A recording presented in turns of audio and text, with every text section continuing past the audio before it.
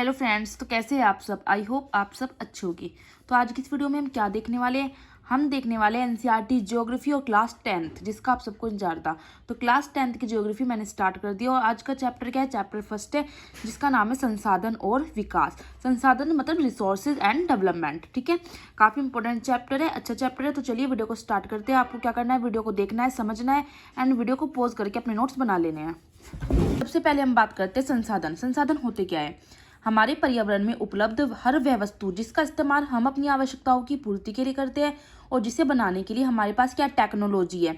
इस्तेमाल सांस्कृतिक रूप से मान्य होता है और आर्थिक रूप से जो संभव हो वो क्या है, वो संसाधन रिसोर्सेज है। जैसे कोयला हो गया, पेट्रोल है, ठीक क्या है, इन्हें बनाने के लिए हमारे पास टेक्नोलॉजी भी है और इस्तेमाल क्या है, इनका मान्य भी है कि हम कर सकते हैं। कोयले का यूज़ आर्थिक रूप से संभव भी है। ठीक है, तो ये हमारी सभी क्या है, रिसोर्सेज है। रिसोर्सेज के प्रकार की बात करते हैं तो जैव संसाधन आ जाता है और एक अजैव संसाधन। जैव अजैव संसाधन किसके आधार पे है, उत्पत्ति के आधार पर। जैव संसाधन क्या होते हैं, इनकी प्राप्ति जीवों से होती है, जैसे वनस्पति से पशु। ठीक है, अजैव संसाधन क्या होते हैं, निजी वस्तु से प्राप्त होते हैं, धातु और चट्टान से। ये क्या है, ये उत्पत्ति के आधार पे है। दूसरा प्रकार देखते हैं तो समय के आधार पर। समय के आधार पर बात करते हैं तो अनवीकरणीय संसाधन और नवीकरणीय संसाधन। अनवीकरणीय संसाधन क्या होते हैं, जिनके भंडार में प्राकृतिक प्रक्रियाओं द्वारा पुनर्स्थापन नहीं होता, मतलब जिनका निर्माण दोबारा नहीं होता। अगर ये एक बार खत्म हो गए तो हम इनका दोबारा निर्माण नहीं कर सकते। मानवीय क्रियाओं द्वारा समाप्त हो सकते हैं, मतलब अगर हम ज्यादा यूज करेंगे तो समाप्त हो जाएंगे। पुनर्निर्माण में इनमें करोड़ों वर्ष लगते हैं। जैसे कोयला और पेट्रोलियम की बात करें तो कोयला क्या है, जिस तरह से हम यूज कर रहे हैं पेट्रोलियम का, कोयला का, प्राकृतिक गैस का, तो वो जल्दी ही क्या हो जाएगी, समाप्त हो जाएगी और इनके बनने में करोड़ों वर्ष लगते हैं। ठीक है, और इन्हें हम दोबारा एकदम से नहीं ला सकते। और दूसरी बात करते हैं नवीकरणीय संसाधन, तो जो प्राकृतिक रूप से खुद को फिर से भरते हैं, ये खत्म नहीं होते कभी भी। ये उपयोग करने के बाद भी क्या होता है, अस्तित्व में रहते हैं। फॉर एग्जाम्पल सूर्य का प्रकाश, सनलाइट तो हमेशा रहेगी ना, हवा, पानी, बायोमास और जल विद्युत। तो ये क्या है, समय के आधार पर। अगला देखते हैं हम, अगला आ जाता है स्वामित्व के आधार पर। स्वामित्व का मतलब क्या होता है कि जिस पर हमारा हक हो। जैसे व्यक्तिगत संसाधन, व्यक्तिगत से नाम से पता चल रहा है जिनका स्वामित्व निजी व्यक्तियों के पास होता है, मतलब अपने पास ही होता है। जैसे किसी किसान की अगर जमीन है तो उसका स्वामित्व किसान के पास ही होगा, जैसे घर हो गया।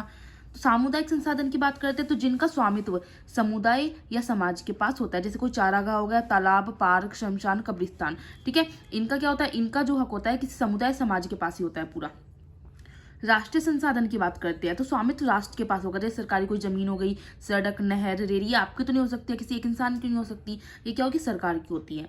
अंतर्राष्ट्रीय संसाधन की बात करें तो अंतर्राष्ट्रीय संस्थाओं का स्वामित्व होता है, जो संस्थाएं चलती है। जैसे किसी देश की मान लो तट रेखा से 200 किलोमीटर तक समुद्री क्षेत्र पर ही उस देश का नियंत्रण होता है। मतलब 200 किलोमीटर तक की क्या होता है कि यहाँ तक ये है, ये हमारा भाग है। उसके आगे आप जाओगे तो क्या हो जाएगी, ये इंटरनेशनल आ जाएगा। उसके आगे का समुद्री क्षेत्र अंतर्राष्ट्रीय संसाधन की श्रेणी में आ जाएगा। एक सीमा होती है, उस सीमा से अगर आप आगे चले गए तो वो अंतर्राष्ट्रीय संसाधन हो जाएगी। तो अंतर्राष्ट्रीय संस्थाओं का स्वामित्व होता है। ये कहती है, ये थे हमारे स्वामित्व के आधार पे। अब हम बात करते हैं विकास के स्तर के आधार पे। विकास के स्तर के आधार पर संसाधन की बात करते हैं तो संभावित संसाधन, विकसित संसाधन, भंडार और संचित कोष आ जाता है। संभावित संसाधन की बात करती है, उपयोग इनका वर्तमान में नहीं हो रहा है, मतलब संसाधन है लेकिन उपयोग इनका वर्तमान में हो ही नहीं पा रहा है। एग्जाम्पल की बात करें अगर हम, गुजरात और राजस्थान में उपलब्ध सौर ऊर्जा और पवन ऊर्जा, लेकिन इनका इस्तेमाल नहीं हो पा रहा है। तो ये क्या है, संभावित संसाधन है। विकसित संसाधन क्या है कि इनका सर्वे हो चुका है लेकिन उपयोग की गुणवत्ता और मात्रा इनकी निर्धारित की जा चुकी है। इनका सर्वेक्षण भी हो चुका है, सर्वे हो चुका है, सर्वे मतलब हो चुका है, और उपयोग की गुणवत्ता और मात्रा निर्धारित करी जा चुकी है, इसलिए कहते हैं विकसित संसाधन। करते हैं भंडार की, तो ऐसे संसाधन जिनके इस्तेमाल के लिए उचित टेक्नोलॉजी का अभाव है, मतलब है संसाधन लेकिन उनके इस्तेमाल के टेक्नोलॉजी नहीं है कि वे यूज किस तरह होगा, जैसे हाइड्रोजन ईंधन। संचित कोष की बात करें तो ये भंडार का हिस्सा है। उचित टेक्नोलॉजी, यहाँ पे क्या है, यहाँ पे टेक्नोलॉजी नहीं थी लेकिन संचित कोष में क्या टेक्नोलॉजी तो है लेकिन उसका सही ढंग से इस्तेमाल नहीं हो रहा है। तो विकास के स्तर के आधार पर हो जाता है संभावित संसाधन, विकसित संसाधन, भंडार और संचित कोष।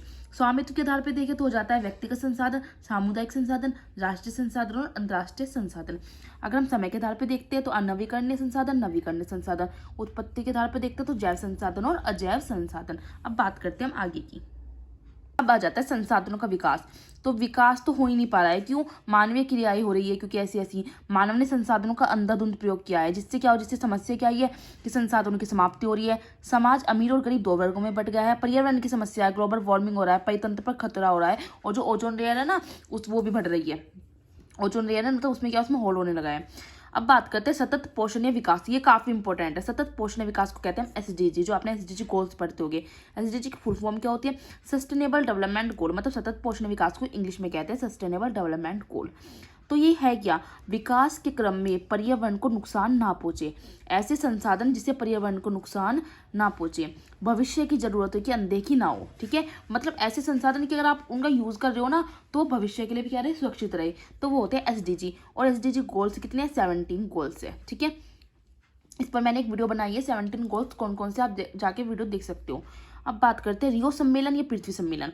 संसाधनों के सही इस्तेमाल और सस्टेनेबल डेवलपमेंट गोल के मुद्दे पर 1992 में रियो डी जेनेरो में पृथ्वी सम्मेलन का आयोजन किया गया। 170 राष्ट्र अध्यक्ष इसमें शामिल हुए और वे सभी एजेंडा 21 पर सहमत हुए। सबसे पहली बात होती है एजेंडा होता है क्या है? तो एजेंडा क्या होता है? किसी बैठक में होने वाली गतिविधि की एक लिस्ट, सूची। इसको हम क्या कह सकते हैं? डॉकेट शेड्यूल या कैलेंडर भी कहा जाता है। तो एक सूची होती है। अब एजेंडा 21 पर शामिल हो गए, मतलब सहमत हो गए। तो एजेंडा 21 में क्या था? समान हितों, पारस्परिक जरूरत, सम्मिलित जिम्मेदारी को ध्यान में रखते हुए विश्व सहयोग की बात की गई थी, ताकि पर्यावरण की क्षति ना हो, गरीबी और रोगों से मुकाबला किया जा सके। मुद्दा क्या था ये एजेंडा 21 में? कि एसडीजी और संसाधनों का सही इस्तेमाल हो। इस पर सूची तैयार हुई थी। अब ये तो हमारा हो जाता है कंप्लीट। अब इसमें एक टॉपिक आ जाता है भू संसाधन। तो भूमि क्या एक प्राकृतिक संसाधन है और सीमित संसाधन भी है। आर्थिक रूप से भूमि का उपयोग होता है, हम भूमि पे क्योंकि रहते हैं। अगर हम बात करते हैं भारत में भू उपयोग का प्रारूप, तो भौतिक और मानवीय कारक पर निर्भर है। भौतिक जैसे जलवायु, मृदा, और मानवीय कारक कौन से हो सकते हैं? जनसंख्या, कौशल हो सकता है, जनसंख्या घनत्व हो सकती है। अब हम बात करते हैं भूमि उपयोग के प्रकार। तो वन आ जाते हैं, बंजर आ जाती है, गैर कृषि भूमि आ जाती है, चारागाह उपवन आ जाता है, कृषि योग्य बंजर भूमि। अब कृषि योग्य बंजर भूमि किसे कहते हैं? जिसमें 5 साल से कोई खेती नहीं हुई हो, तो उस भूमि को हम क्या कहेंगे? कि कृषि योग्य तो है लेकिन बंजर हो चुकी है, तो बंजर भूमि। वर्तमान प्रतिभूमि किसे कहेंगे? जिस भूमि पर 1 साल से खेती नहीं हुई है बिल्कुल भी, उसे कहेंगे वर्तमान प्रतिभूमि। शुद्ध निवल बोया क्षेत्र किसे कहेंगे? जिसमें 1 साल में 1 से अधिक बार खेती नहीं हुई, मतलब सिर्फ 1 बार खेती की हमने 1 साल में, तो वो कहते हैं शुद्ध निवल बोया क्षेत्र। सकल बोया क्षेत्र किसे कहते हैं? कि 1 साल में कितनी भी बार खेती हुई हो, 2-3 बार तो की हो, तो उसे कहते हैं सकल बोया क्षेत्र, मतलब नेट निकालते हैं इसमें। अब बात करते हैं भूमि अवक्रमण और संरक्षण के उपाय। अवक्रमण का मतलब क्या है? अवक्रमण का मतलब होता है वनों की कटाई हो रही है, अतिचारण, खनन, उत्खनन, मतलब भूमि का बहुत जो है विनाश हो रहा है, वनों की कटाई से, अतिचारण से, खनन से, उत्खनन से। अब इसके संरक्षण के उपाय क्या है? चारागाहों का समुचित प्रबंधन किया जाए, कांटेदार झाड़ियां लगा के रेतीले टीलों को स्थिर बनाना, बंजर भूमि का उचित प्रबंधन, सिंचाई का समुचित प्रबंधन, फसलों की सही तरीके से कटाई हो, सड़क किनारे वृक्षारोपण करना चाहिए, वृक्ष उगाने चाहिए, वन उन्मूलन की रोकथाम को, वन को काटते हैं उनकी रोकथाम होनी चाहिए। अब आ जाते हैं मृदा संसाधन। बात करते हैं मिट्टी की। बहुत इंपॉर्टेंट चैप्टर है, इसमें जो है आपको 3 पॉइंट जो है दे रखे, 3 टॉपिक। ठीक है, मृदा संसाधन में क्या है? प्राकृतिक संसाधन है मिट्टी हमारी। मिट्टी में खेती, मिट्टी कई जीवों का प्राकृतिक वास भी होती है। और मिट्टी निर्भर किस पे होती है? तापमान पे, पानी का बहाव, पवन, भौतिक और रासायनिक परिवर्तन पर। बात करते हैं मृदा का वर्गीकरण। तो मृदा कई प्रकार की होती है, काफी ज्यादा इंपॉर्टेंट है, ध्यान से पढ़ना है। जलोढ़ मृदा आ जाती है, काली मृदा, लालोढ़, पीली मृदा, लेटेराइट मृदा, मरुस्थलीय मृदा और वन मृदा। एक एक करके हम सबको डिटेल में पढ़ते हैं।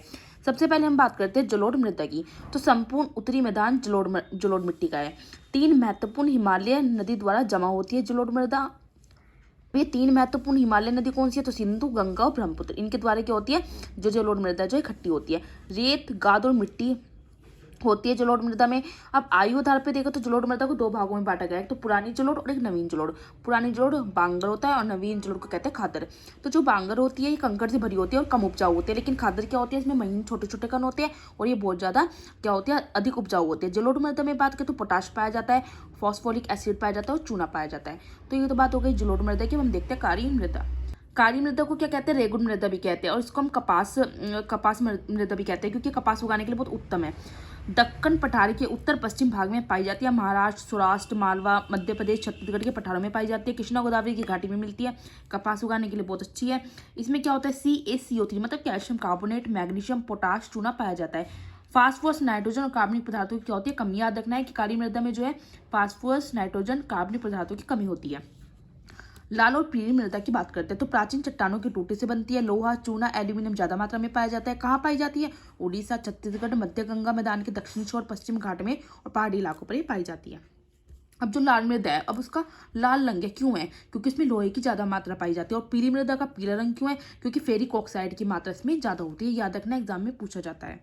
अब आ जाते हैं हम लेटेराइट मृदा पर। तो उन क्षेत्रों में होती है लेटेराइट मृदा जहाँ क्या होता है, जहाँ टेम्परेचर काफ़ी हाई होता है और क्या होती है, और काफ़ी हैवी रेन होती है, भारी वर्षा होती है। इसमें जो है क्या होता है, हमस ना के बराबर होता है, नमी मतलब बहुत ना के बराबर होती है। केरल, कर्नाटक, तमिलनाडु, टी मतलब तमिलनाडु, मध्य प्रदेश, उड़ीसा, असम के पहाड़ी क्षेत्रों में पाई जाती है। और इसमें क्या होती है, खाद भरपूर होती है, इसलिए खेती के योग्य होती है लेटेराइट मृदा। बात करते हैं मरुस्थलीय मृदा की। तो उन क्षेत्रों में होती है जहाँ बहुत कम वर्षा होती है, अधिक तापमान होता है। अधिक तापमान के कारण क्या होगा, वाष्पीकरण होगा, और लवण इसमें क्या होते हैं, बहुत अत्यधिक मात्रा में होते हैं। राजस्थान और गुजरात में पाई जाती है मरुस्थलीय मृदा। मरुस्थल है, जाहिर सी बात आपको राजस्थान याद रहेगा और वहाँ गुजरात पे याद रख लेना। वन मृदा की बात करें तो पहाड़ी क्षेत्र में होती है। ऊपरी ढलानों पर जाओगे तो अम्लीय होती है मृदा की, और निचले भाग पर जाओगे तो बहुत उपजाऊ मिलती है। तो ये तो हमने बात कर ली मृदा के वर्गीकरण, जो हमने जलोढ़ मृदा पढ़ी है, काली मृदा भी पढ़ी, लाल और पीली मिट्टी, लेटेराइट मृदा, मरुस्थलीय और वन मृदा। बात करते हैं मृदा अपरदन और संरक्षण की। मृदा के कटाव के भाव की प्रक्रिया, इसको हम क्या कहते हैं, मृदा अपरदन। की मृदा के कटाव और उसका जो बहती है, तो उस पूरी प्रक्रिया को हम कहते हैं मृदा अपरदन। अब इसका संरक्षण कैसे हो इसके संरक्षण से पहले क्या है, इसके कारण वन उन्मूलन हो रहा है, संघन कृषि हो रही है, अति पशुचारण हो रहा है, अन्य मानव क्रियाओं के कारण क्या होता है, मृदा अपरदन हो रही है। अब इसका संरक्षण भी करना होगा। संरक्षण कैसे करते हैं, वनरोपण से, मतलब कि हम काफी सारे वृक्ष उगा सकते हैं, या फिर ढाल वाली जगहों पर समोच्च जुताई के द्वारा, मतलब जो आपकी ढालवाई को जो जगह होती है, ताकि उसमें से जो पानी एकदम भाग के साथ बहता है और मिट्टी जो है बह के चली जाती है, तो उसकी जगह पर आप क्या करें, इस तरह से आप बनाए, ठीक है। तो इससे क्या होते हैं, इससे पानी रुक रुक कर जाता है। टेरेस फॉर्मिंग, टेरेस फॉर्मिंग का मतलब क्या होता है, इस तरह सीढ़ीदार आपको वहाँ पे बनाना है, ताकि पानी फिसल कर जाए और एकदम से इकट्ठा ना जाए, ताकि आपकी मृदा ना भाई। पट्टी काटना क्या होता है कि यहाँ पे आपने फसल उगा दिया अपने, और बीच का भाग खाली छोड़ दिया और यहाँ पे उगा दी। इसलिए क्या है, ये मृदा संरक्षण के तरीके होते हैं, वो खेती इस तरह से करनी होती है। तो चैप्टर हो जाता है आपका कंप्लीट। स्टार्टिंग से आपको दिखा रही हूँ, तो आपको क्या करना है, वीडियो को पॉज करना है, और वीडियो को पॉज करके आपको अपने नोट्स बना लेने हैं। नेक्स्ट वीडियो में मैं क्या लाऊंगी, ज्योग्राफी क्लास 10th के चैप्टर 2 लाऊंगी। वीडियो अच्छी लगती है तो आपको लाइक करनी है, शेयर करना है, और कमेंट्स करके मुझे जरूर बताना है। और नोट्स आपको अच्छे से बनाने हैं, बिना नोट्स के आप अपना जो है पढ़ाई नहीं कर पाओगे, ठीक है।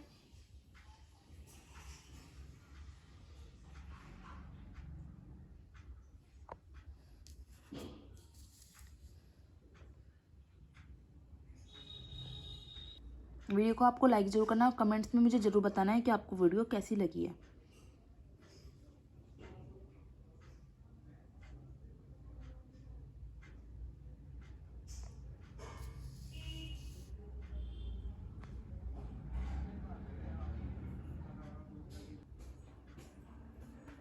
चलिए मिलते हैं अब हम नेक्स्ट वीडियो में।